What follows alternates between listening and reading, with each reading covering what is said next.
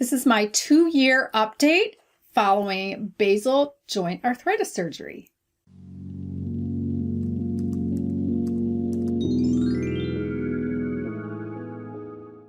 Hi, I'm GloryB, and this is GloryB-TV. I want to give an update that people have been asking for about my basal joint arthritis surgery, which I had in my left hand in the fall of 2017. So it's 2019, and it's been 2 years. So mostly people want to hear about movement and my grip strength and pinching and different things like that, even to do daily tasks or even sports. So it's not a whole lot different than it was at 6 months. I say I have really good movement. I hardly ever have any kind of thing that I could call pain. I haven't had my right hand done yet, so I do feel some pain in here, just like I had in this hand in that whole section. I don't really feel that anymore. For grip strength, I think it's pretty good. Now, I don't play tennis or anything. I played that when I was a teenager or even in college, and yeah, I don't play that anymore. I think it's pretty good. And so I'm back to all of my regular upper weight exercises, and I have built up to my push-ups again. I'm back to doing 15 push-ups at a time, and I do 5 sets. I did a video about that. I'll link that in a card in the upper right corner of your screen so you can see how I built up to that. If you're a woman and you're like, oh, I could just do 1 or 2 push-ups, or I'm going to have this hand surgery and I don't know how I'll get back to it. So it's a really good way to build that up. I do have some issues sometimes with the pinching motion, just something that's a fine motor skill.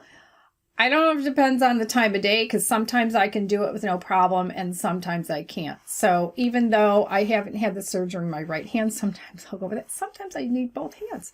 Or to open jars, I learned a trick a long time ago from Rachel Ray. I take a jar of marinara sauce, for example. I turn it upside down on the counter and I give it one big bang. And then I use one of those rubber grippy things and open up the jar. So I can do that. I do use my pliers a lot. So even my camera on my tripod, once I put it on the tripod and tighten it, then when I want to take it off the tripod, a lot of times I can't turn the little knob with either hand. So I have to use my pliers, and I have pliers in another place where I do some filming, and I have them on my table that I use for filming. I need multiple sets of pliers. Now, I still have the change in appearance of the hand. So this is my hand and the joint above it. So this is the joint where the basal joint is. That's a problem. And this is the next joint up of my thumb. And, you know, with my thumb that hasn't had the surgery yet, I can really bend it far. With this one, I can't as far. But, you know, I can pop this, I can press this one. Let's see. This one out a little bit and try to get it to look the same, but the doctor and the occupational therapist said that's not a big deal. I mean, I kind of like the look of my hand before like this, but yeah, it's a small price to pay, and it's not painful to have the joint above it acting a little bit differently. Now, some people have asked me, if you had to do it over again, would you have this surgery? And I said, yes, I would. Now, right after I filmed the 6-month update, I went to a conference and I sat next to a woman and we started talking because I was about to have bunion surgery. And then she said, oh, I've already had that. And then I looked down at her hands and I said, I've also had basal joint arthritis and had the surgery in this hand. She's had it in one hand, but needs to have it in the other. And so we talked about this a little bit, and her surgeon told her when he did her left hand, it was the worst case he had ever seen. And then I looked at her right hand, which she still needs to have done, and she had this big bulbous thing like sticking out. And I said, how did it get that bad? I mean, it was huge. And she said, because I ignored it for years. So she had some pain and she saw it getting bigger, where mine never got bigger. Mine was just in pain. And she just ignored it. I don't know why, you know, it's just her personality. She ignored it completely.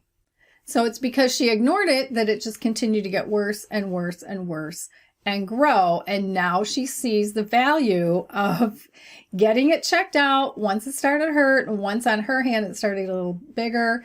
And once the doctor told her, well, you know, here's what you can do. You can do this surgery. That's when she should have done it. She shouldn't have let it get that bad. So eventually I will have this one done. So it's not too bad. I think it's being held at bay for whatever reason.